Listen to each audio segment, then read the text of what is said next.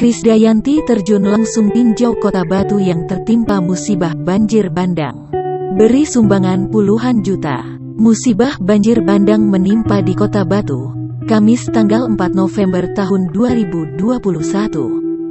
Penyanyi yang juga anggota DPR RI, Krisdayanti meninjau langsung lokasi yang terdampak banjir bandang, Minggu tanggal 7 November tahun 2021. Istri Raul Lemos itu pilu melihat kondisi kota kelahirannya yang ditimpa bencana. Krisdayanti mengunjungi Desa Bumiaji, Kota Batu, Jawa Timur. Dirinya mengungkap bela sungkawa dan kesedihannya atas musibah yang terjadi.